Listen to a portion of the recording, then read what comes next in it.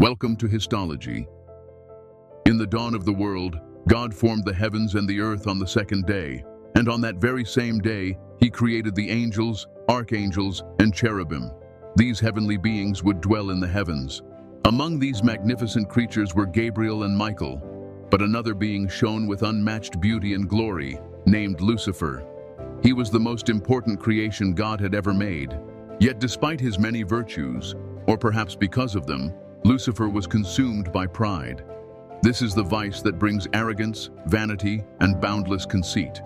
Pride was counted among the 7 deadly sins. The proud Lucifer regarded himself as so perfect that he decided to place his own throne above God's, for he wished to be equal to the Creator. To achieve this goal, the evil angel misled other angels around him. Thus, the father of lies counted on the support of 1/3 of the heavenly hosts. Together, they waged a war for heaven. But Lucifer met a fearsome adversary, Archangel Michael, who led God's loyal angelic army. To defeat the Lord's angels, Lucifer took the form of a mighty dragon and clashed with Michael, who wielded a flaming sword. Despite all his power, the dragon could not conquer Michael, for God stood by Michael's side. Lucifer and his wicked angels were cast out of heaven. They fell to earth and were confined in hell. But Lucifer faced an even harsher fate. Once the most splendid angel, he was turned into the vile Satan. Lucifer and his fallen angels began to reside in hell. Though defeated, Satan still longed for revenge against his creator and chose to strike at his greatest masterpiece, humanity, shaped in God's own likeness. Disguised as a serpent, Satan crept into Eden and persuaded the innocent Eve to eat the forbidden fruit. Through his deceitful speech, Lucifer set in motion original sin, which forced Adam and Eve out of paradise.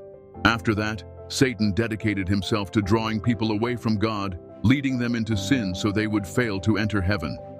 Lucifer, now fallen, refused God's grace and will forever try to destroy what the Creator has built. We have all heard of Adam and Eve described in the Bible as the first couple God made. But an old Jewish myth challenges the idea that Eve was the first woman. It claims that before Eve, there was another woman, Lilith. Unlike Eve, who came from Adam's rib, Lilith arose from the same clay as Adam. Because God created her in the same way He created Adam, Lilith refused to obey her husband's wishes, believing herself his equal and rejecting Adam's authority. Lilith and Adam lived in Eden, but Lilith's defiance forced her to decide between obeying her husband or leaving Eden. She would not give up her freedom and so chose to abandon Adam and their life in Eden. The very first woman withdrew and settled near the Red Sea. God sent angels to urge Lilith to return, but she turned away from him. With no wife, Adam grew lonely. Noticing his sorrow, God made him a new wife, Eve. For forsaking her creator, Lilith was demonized. She was then viewed as a female-shaped demon. In that demonic form, she could bring illness upon newborns, and to shield infants from harm, they wore amulets with the names of the angels who tried to bring Lilith back. Some say Lilith, envious of Adam and Eve's blissful life, took on the serpent's guise to fool Eve, making her and Adam taste the forbidden fruit, thus causing their expulsion from paradise. Lilith's tale is widespread, but this version is not found in the Christian Bible. Both Catholics and Protestants reject it. The account in which Lilith was Adam's first wife appears in the Syriac alphabet text. No one can pin down its date, though many presume it was penned during the Middle Ages. The story of Lilith appears in Hebrew, Babylonian, Sumerian, and Assyrian myths. In Mesopotamia, Lilith could be seen as an evil deity, or, when linked to the moon, she was worshipped as a goddess who changed with its phases, showing varied moods. Hence, she might be viewed as a fertility goddess or a demonic figure. Certain theories suggest Lilith was left out of the Bible by the councils that fixed the canon we now know.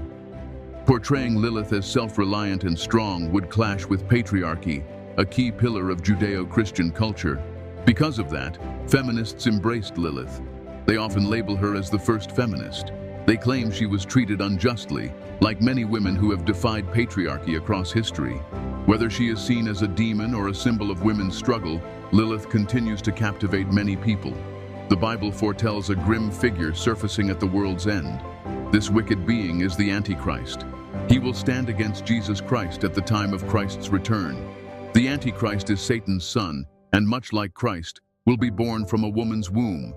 This half-man, half-devil will move unnoticed among people, awaiting the final judgment. Early on, detecting the devil's offspring is tough, for he will not show his origin or his intentions. His power will grow stronger as faith in Satan's existence weakens. After all, when God says in the Exodus, "I am who I am," the Antichrist declares, "I am who I am not." Attempting to unmask the Antichrist by looking for evil signs will be futile. The son of Satan can perform great acts of kindness to conceal his true aim, to destroy the Creator's masterpiece. He will use his rising influence to persuade people there is no divine realm and that our earthly life is all that exists. By denying heaven, he will also convince the doubters that hell is made up. Without fearing hell, humankind will more easily fall into the devil's snares. As the end draws near, the Antichrist's power and sway will intensify. He will become a major public figure, and his speech will convert multitudes into Satan's thralls. The devil's son will champion complete freedom because, by dismissing heaven and hell, good and evil also lose meaning. At that point, anything goes. All biblical teachings will be tossed aside and branded as the dogmas of a corrupt church that hinders mankind's progress. The Antichrist will possess remarkable qualities. He will be a brilliant thinker and a master speaker with unmatched political skill. A new faith will take shape under the Antichrist's direction. This new belief system will deny Jesus as the Messiah. The Antichrist will announce himself as the only true Messiah. He will gain authority over every nation and institute a worldwide religion. Some believe the devil's influence will extend to the seat of St. Peter in Rome. The church itself will be employed to weaken genuine faith. Like wolves in lamb's clothing, they will twist the Lord's message merely to keep humanity distant from God. The Antichrist will imitate miracles to usurp Christ's rightful place. He will brand people with the mark of the beast, 666. When this son of perdition reaches his peak and has swayed many, Jesus will at last return to rescue those who resist Satan. Then the end of days will unfold. The name Antichrist has been assigned to many figures in history, among them Nero, Napoleon, Hitler. Luther, a major Reformation leader, was enraged by the Catholic Church's ways and claimed the Pope was acting against Christ, effectively labeling him an Antichrist. This view still resonates among certain Protestants who say the Antichrist will appear as one of St. Peter's successors. The term Antichrist now casually refers to anyone who denies Christ's divinity, like atheists, Jews, Muslims, and so forth. Yet tradition holds that the true Antichrist will arise unseen, and by the time his identity is clear, it will already be too late. The Old Testament mentions a colossal sea creature lurking in the ocean depths. It is called Leviathan. According to Jewish and Christian writings, just as every being on land, in the sky, or under the waves was created by God, Leviathan was also his creation. This entity is depicted in the book of Job, where God himself speaks of this gigantic monster. The creature appears like a vast sea dragon. People would be overwhelmed by dread if they glimpsed it. No person dares to stir such a being, for expecting to defeat it is mere fantasy. God describes Leviathan as immense and incredibly strong. The monstrous beast sends mighty waves in its wake. Its huge jaws hold terrifying teeth. Its back is lined with tightly joined scales, allowing no air to pass between them. Leviathan's blow flashes light. Its mouth spits fire, and smoke billows from its nostrils. When it rises, even the bravest flee, since swords, spears, or arrows are useless against its rock-hard chest. No other being on earth equals Leviathan's might. Still, this beast owes its very life to God's will, for like all living creatures, it only eats by his grace. The monster inspired English philosopher Thomas Hobbes in his work, Leviathan. Hobbes argued that in a natural state, without laws, mankind tends toward conflict, each against all. A social contract is needed to end this chaos, requiring everyone to surrender some freedom to an ultimate authority. This authority, the state, holds power over people, which Hobbes likened to the colossal biblical Leviathan. Satan stands as the strongest demon in Judeo Christian tradition. Most imagine him as a crimson being with horns and a pitchfork. His name means adversary, the opposite of everything God and Jesus represent. Satan is forever set against God, fighting for human souls. He is often seen as Lucifer, who once existed among the heavenly hosts. Because of his pride, Lucifer defied God. He persuaded other angels to join him in rebellion against their maker, but the archangel Michael quashed this insurrection. With his celestial warriors, Michael expelled the rebels and cast them down from heaven. Lucifer and the other fallen angels settled in hell. Their leader became identified as Satan. One idea claims Satan took serpentine form to tempt Eve with the forbidden fruit, causing humanity's fall from Eden. As the devil, Satan is the embodiment of evil. Scripture says that one day God was visited by Satan, the accuser. The Lord presented Job, a truly faithful man, saying Satan could not corrupt him. But God's rival noticed that Job's faith was tied to the blessings he had. Satan wagered with God that if those blessings vanished, Job would curse him.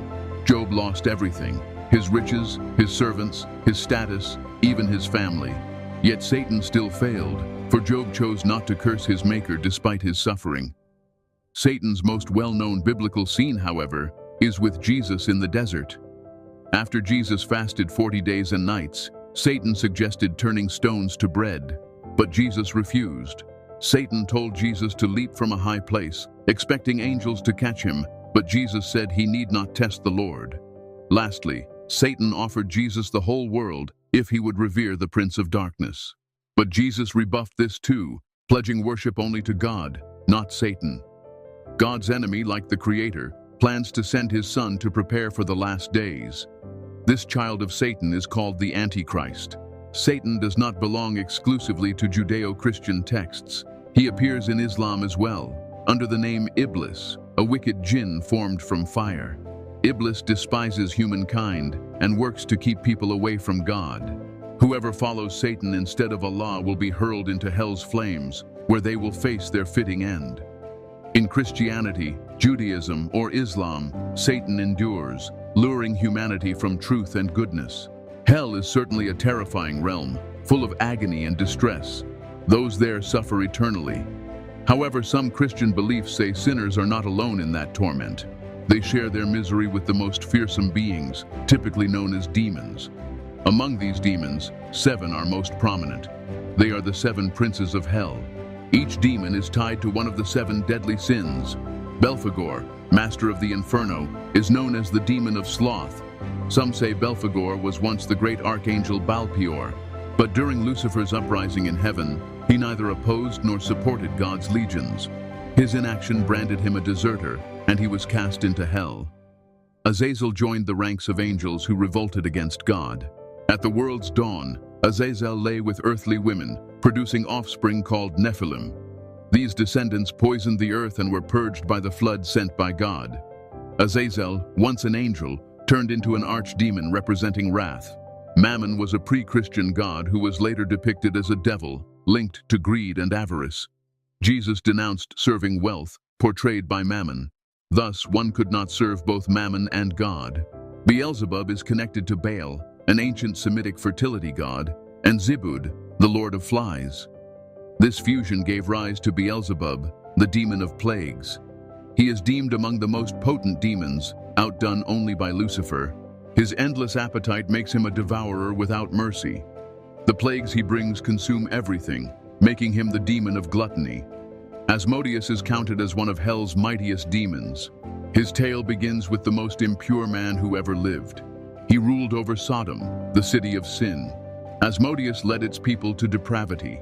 Hence, God's wrath destroyed the city. When this utterly corrupt man died and entered hell, he rose as a demon, personifying lust. Leviathan is a terrifying beast residing in the Mediterranean's depths. Its colossal strength instills horror in every heart. The book of Job describes it as a sort of sea dragon. This massive aquatic devil is linked to the sin of envy.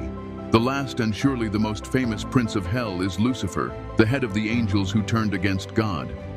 Lucifer was the fairest of all heavenly beings, and because of his many gifts, he was gripped by pride. His overblown pride made him see himself as God's equal, and so he led a revolt against the Creator.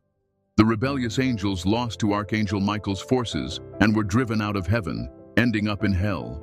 Deep beneath the earth, Lucifer and the other princes of darkness conspire to spoil God's creation. They await the time before Christ's second coming, planning to seize the world through the Antichrist and once again challenge the Almighty.